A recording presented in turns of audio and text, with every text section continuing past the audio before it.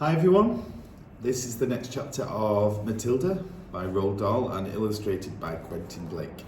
We are on chapter 13 now, and this chapter is titled The Weekly Test.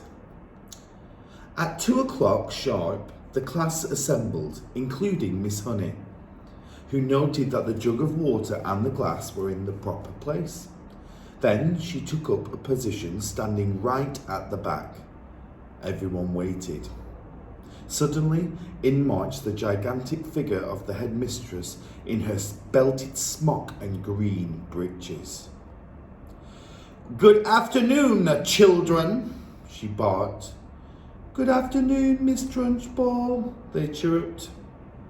The headmistress stood before the class, legs apart, hands on hips, glaring at the small boys and girls who sat nervously at their desks in front of her. "Not a very pretty sight," she said. Her expression was one of utter distaste, as though she was looking at something a dog had done in the middle of the floor. "What a bunch of nauseating little warts you are." Everyone had the sense to stay silent. "It makes me vomit," she went on, "to think that I am going to have to put up with a load of garbage like you in my school for the next 6 years. I can see that I'm going to have to expel as many of you as possible as soon as possible to save myself from going around the bend." She paused and snorted several times. It was a curious noise. You can hear the same sort of thing if you walk through a riding stable when the horses are being fed. "I suppose," she went on, "your mothers and fathers tell you you're wonderful. Well, I am here to tell you the opposite. And you'd better believe me. Stand up, everybody." They all quickly got to their feet. "Now, put your hands out in front of you, and as I walk past, I want you to turn them over so I can see if they are clean on both sides." The Trunchbull began a slow march along the rows of desks, inspecting the hands. All went well until she came to a small boy in the second row. "What's your name?" she barked. "Nigel," the boy said. "Nigel what?" "Nigel Hicks," the boy said. "Nigel Hicks what?" The Trunchbull bellowed. She bellowed so loud she nearly blew the little chap off the window. "That's it," Nigel said. "Unless you want my middle names as well." He was a brave little fellow, and one could see that he was trying not to be scared by the Gorgon who towered above him. "I do not want your middle names, you blister," the Gorgon bellowed. "What is my name?" "Miss Trunchbull," Nigel said. "Then use it when you address me. Now then, let's try again. What is your name?" "Nigel Hicks, Miss Trunchbull," Nigel said. "That's better," the Trunchbull said. "Your hands are filthy, Nigel. When did you last wash them?" "Well, let me think," Nigel said. There's rather difficult to remember exactly. It could have been yesterday or it could have been the day before." The Trunchbull's whole body and face seemed to swell up as though she were being inflated by a bicycle pump. "I knew it!" she bellowed. "I knew as soon as I saw you that you were nothing but a piece of filth. What is your father's job? A sewage worker?" "He's a doctor," Nigel said, and a jolly good one. He says we're all covered with bugs anyway, that a bit of extra dirt never hurts anybody." "I'm glad he's not my doctor," the Trunchbull said. "And why, might I ask, is there a big bean on the front of your shirt?" "We had them for lunch, Miss Trunchbull." "And do you usually put your lunch on the front of your shirt, Nigel? Is that what this famous father of yours has taught you to do?" Baked beans are hard to eat, Miss Trunchbull. They keep falling off my fork. You are disgusting, the Trunchbull bellowed. You are a walking germ factory. I don't wish to see any more of you today. Go and stand in the corner with one leg and with your face to the wall. But Miss Trunchbull, don't argue with me, boy, or I'll make you stand on your head. Now do as you're told. Nigel went. Now stay where you are, boy, while I test you on your spelling to see if you've learnt anything at all this past week. And don't turn around when you talk to me. Keep your nasty little face to the wall. Now then, spell right. Which one? Nigel asked. The thing you do with the pen or the one that means the opposite of wrong? He happened to be an unusually bright child, and his mother had worked hard with him at home on spelling and reading. The one with the pen, you little fool. Nigel spelt it correctly, which surprised the Trunchbull. She thought she'd given him a very tricky word, one that he wouldn't yet have learnt, and she was peeved that he had succeeded. Then Nigel said, standing balancing on one leg and facing the wall, Miss Honey taught us how to spell a new very long word yesterday. And what word was that? Miss Trunchbull asked. The softer her voice became, the greater the danger, but Nigel wasn't to know this. Difficulty, Nigel said. Everyone in the class can spell difficulty now. What nonsense, the Trunchbull said. You are not supposed to learn long words like that until you are at least 8 or 9. And don't try to tell me everybody in the class can spell that word. You are lying to me, Nigel. Test someone, Nigel said, taking an awful chance. Test anyone you like. The Trunchbull's dangerous glittering eyes roved around the classroom. You, she said, pointing at a rather tiny and rather daft little girl called Prudence. Spell difficulty. Amazingly, Prudence spelt it correctly and without a moment's hesitation. The Trunchbull was properly taken aback. She snorted. And I suppose Miss Honey wasted the whole of one lesson teaching you to spell one single word. Oh, no, she didn't, piped Nigel. Miss Honey taught it us in 3 minutes, so we'll never forget it. She teaches a lot of words in 3 minutes. And what exactly is this method, Miss Honey? Asked the headmistress. I'll show you, piped up brave Nigel again, coming to Miss Honey's rescue. Can I put my other foot down and turn around, please, while I show you? You may do neither, snapped the Trunchbull. Stay as you are and show me just the same. All right, said Nigel, wobbling crazy on one leg. Miss Honey gives us a little song about each word, and we all sing it together, and we learn to spell it in no time. Would you like to hear the song about difficulty? I should be fascinated, the Trunchbull said, in a voice dripping with sarcasm. Here it is, Nigel said. Mrs. D, Mrs. I, Mrs. FFI, Mrs. C, Mrs. U, Mrs. LTY. That spells difficulty. How perfectly ridiculous, snorted the Trunchbull. Why are you all these women married? And anyway, you're not meant to teach poetry when you're teaching spelling. Cut it out in the future, Miss Honey. But it does teach them some of the harder words wonderfully well, Miss Honey murmured. Don't argue with me, Miss Honey, the headmistress thundered. Just do as you're told. I shall now test the class on the multiplication tables to see if Miss Honey has taught you anything in that direction.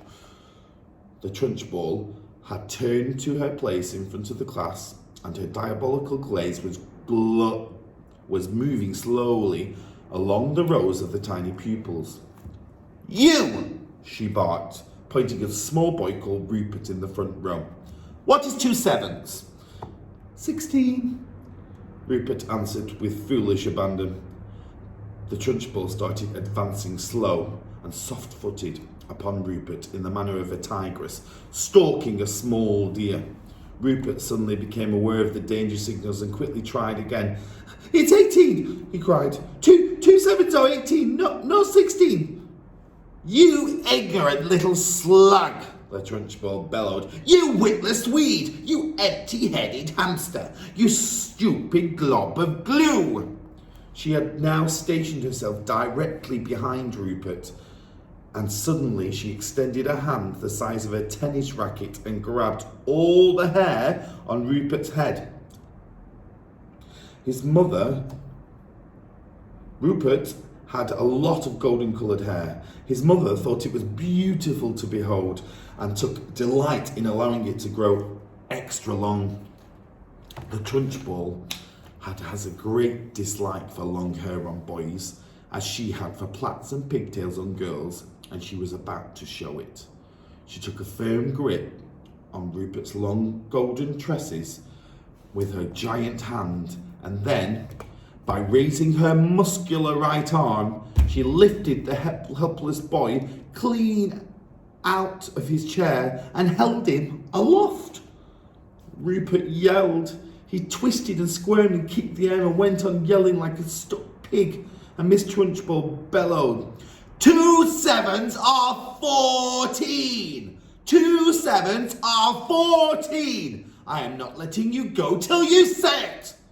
From the back of the class, Miss Honey cried out, "Miss Trunchbull, please let him down. You're hurting him. All his hair might come out." "And it might if he doesn't stop. Well, it might if he doesn't stop wriggling," snorted the Trunchbull. "Keep still, you squirming worm."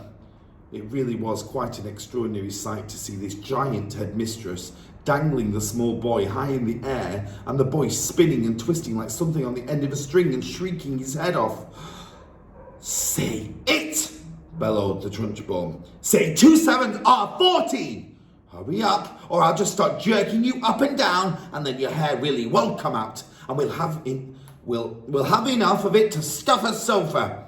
Get on with it, boy! Say 2 sevens are 14, and I'll let you go."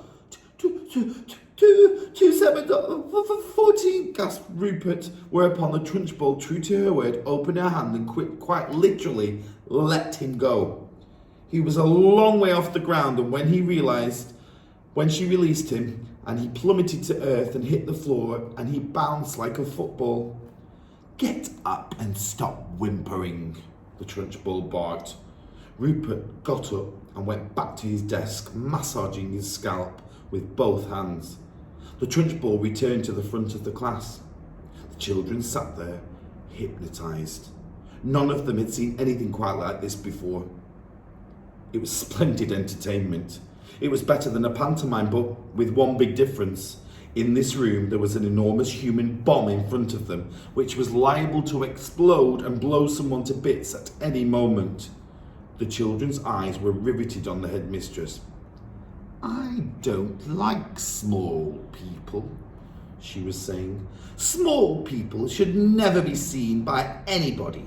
They should be kept out of sight in boxes like hairpins and buttons. I cannot for the life of me see why children have to take so long to grow up. I think they do it on purpose." Another extremely brave boy in the front row spoke up and said, "But surely you were a small person once, Miss Trunchbull, weren't you?" "I was never a small person," she snapped. "I've been large all my life, and I don't see why others can't be the same way." But you must have started out as a baby," the boy said. "Me? A baby?" shouted the Trunchbull. "How dare you suggest such a thing? What a cheek! What infernal insolence! What's your name, boy? And stand up when you speak to me." The boy stood up. My name is Eric Ink, Miss Trunchbull," he said. "Eric what?" the Trunchbull shouted. "Ink," the boy said. "Don't be an ass, boy. There's no such name." "Look in the phone book," Eric said. You see my father there under Ink." "Very well then," the Trunchbull said. "You may be Ink, young man, but let me tell you something. You're not indelible. I'll very soon rub you out if you try ever getting clever with me." "Spell what?" I don't understand, Eric said. What do you want me to spell? Spell what, you idiot? Spell the word what? W-O-T,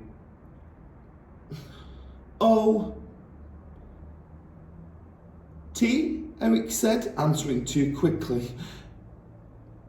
There was a nasty silence. I'll give you one more chance, the Trunchbull said, not moving. Ah, yes, I know, Eric said. It's got a H in it. W-H-O-T. It's easy. In 2 large strides, the Trunchbull was behind Eric's desk. And there she stood, a pillar of doom towering over the helpless boy. Eric glanced fearfully back over his shoulder at the monster. I was right, wasn't I? He murmured nervously. You were wrong, the Trunchbull barked.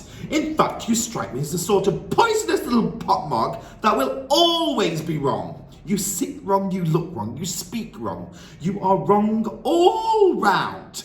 I will give you one more chance to spell it right. Spell what?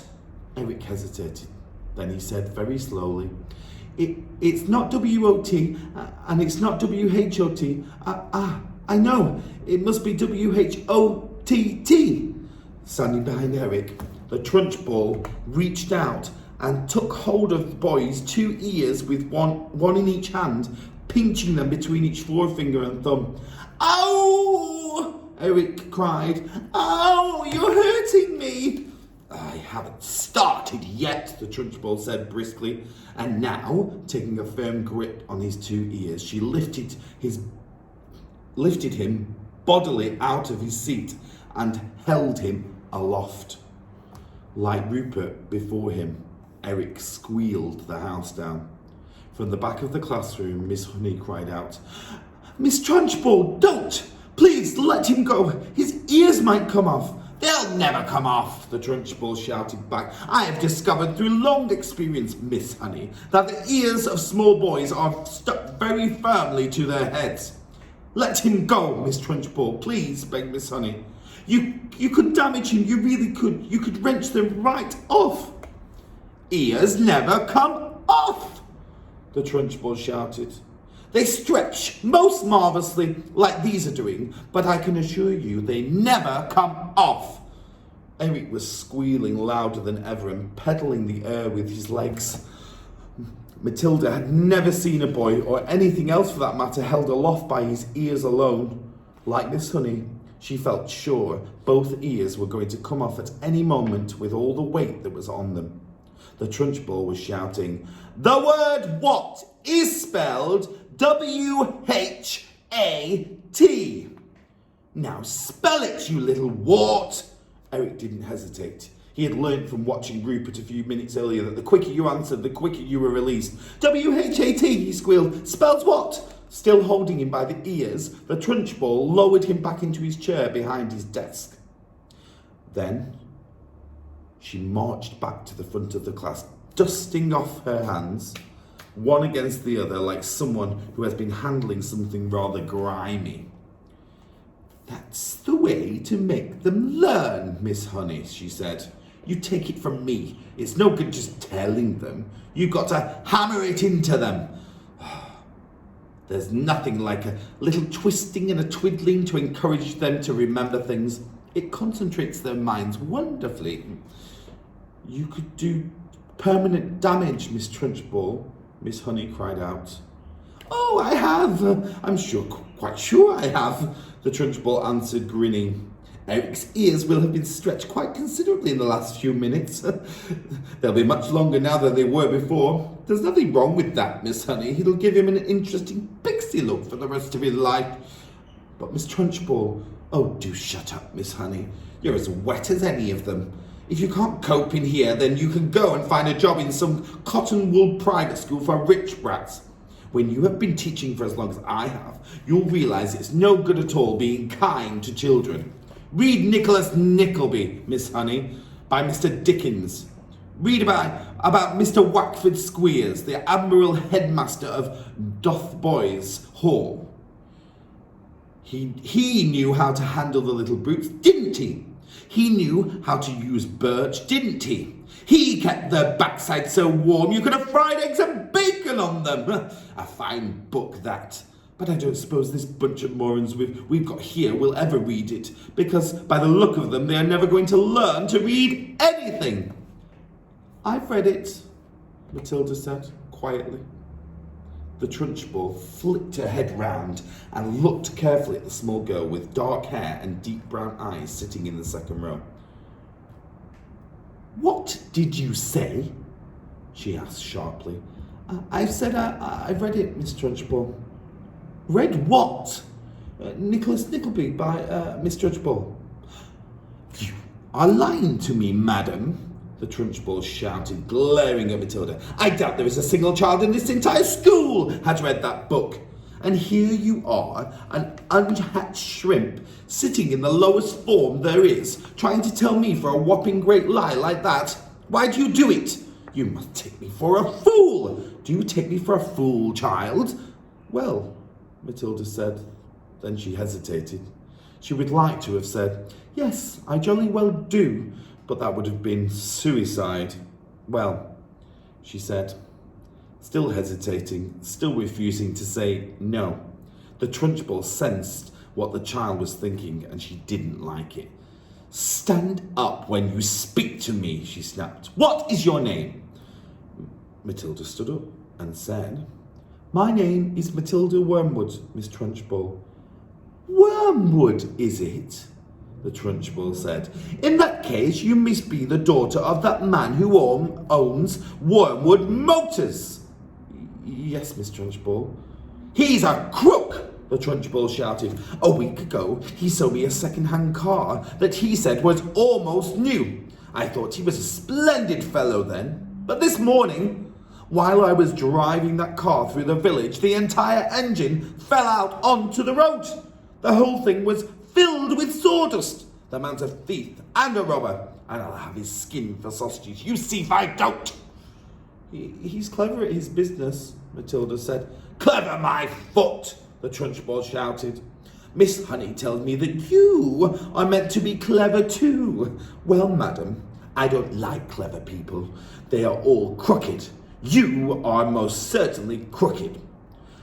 Before I fell out with your father, he told me some very nasty stories about the way you behaved at home. But you'd better not try anything in school, young lady. I shall be keeping a very careful eye on you from now on. Sit down and keep quiet.